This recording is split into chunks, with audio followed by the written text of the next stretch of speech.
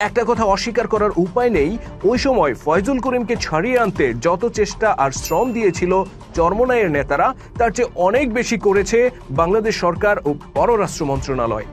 রিয়াদে বাংলাদেশ দূতাবাসের কর্মকর্তারা দফায় দফায় সৌদি সরকার ও প্রশাসনের সাথে বিষয়টি নিয়ে কথা বলেন এবং ফয়জুল করিমের ব্যাপারে তাদেরকে আশ্বস্ত করেন। তাদের চেষ্টা তদবিরেই শেষ পর্যন্ত মুক্তি পান ফয়জুল করিম। ভেতরে ভেতরে আওয়ামী লীগের সাথে আঁতাত করে চলে চরমোনাই, এমন একটা ধারণা আগে থেকেই প্রচলিত ছিল। তবে ওই সময় ফয়জুল করিমকে ছাড়িয়ে আনতে তৎকালীন আওয়ামী লীগ সরকার যে আন্তরিকতা দেখিয়েছিল, তারপর থেকে এই ধারণা আরো পাকাপোক্ত হয় অনেকের মনে। সম্প্রতি বরিশাল সিটি কর্পোরেশন নির্বাচনে সৃষ্ট পরিস্থিতিতে আওয়ামী লীগ সরকারের উপর গজব নেমে আসার ব্যাপারে অভিশাপ দিতে দেখা গেছে ফয়জুল করিমকে। অনেকেই মন্তব্য করেছেন, ফয়জুল করিমের উচিত 2015 সালে সেই ঘটনা স্মরণ করা এবং আওয়ামী লীগের প্রতি কৃতজ্ঞ থাকা।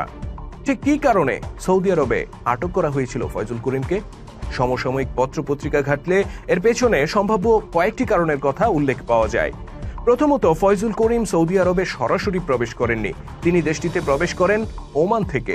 তবে ওমান থেকে দেশটিতে অনুপ্রবেশের ক্ষেত্রে যেসব বিধিনিষেধ আছে সেগুলো মেনে তিনি সৌদি আরবে প্রবেশ করেননি, এমন একটা অভিযোগ রয়েছে। অন্যদিকে সৌদি আরবে প্রায় 15,000 মানুষের মাহফিল করে সেখানে বক্তব্য দেন ফয়জুল করিম। কিন্তু দেশটিতে হাজার হাজার মানুষকে জমায়েত করে এভাবে মাহফিল করার কোনো বৈধতা নেই। মূলত তৎকালীন লেখালেখিতে এই দুটি কারণের কথাই উল্লেখ পাওয়া যায়। এদিকে দেশে ফিরে এসে ফয়জুল করিম কিন্তু অভিযোগের আঙুল তুলেছিলেন অন্যদিকে। তিনি বলেছিলেন, বাংলাদেশ জামায়াতে ইসলামী এই ঘটনার সাথে জড়িত। তার অভিযোগ ছিল, জামায়াতে ইসলামীর কিছু লোক মিথ্যা তথ্য দিয়ে সৌদি গোয়েন্দা সংস্থাকে বিভ্রান্ত করে এবং তাকে আটকের ব্যবস্থা করে। শুধু তাই নয়, সৌদি গোয়েন্দা সংস্থার মাধ্যমে তারা তাকে হত্যা করার চেষ্টাও করেছিল, এমনটাও অভিযোগ তোলেন ফয়জুল করিম।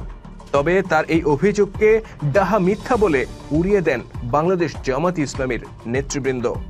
সুধী দর্শক, সৌদি আরবে ফয়জুল করিমের এই আটকের বিষয়টিকে আপনি কিভাবে দেখছেন কমেন্ট করে জানাতে ভুলবেন না।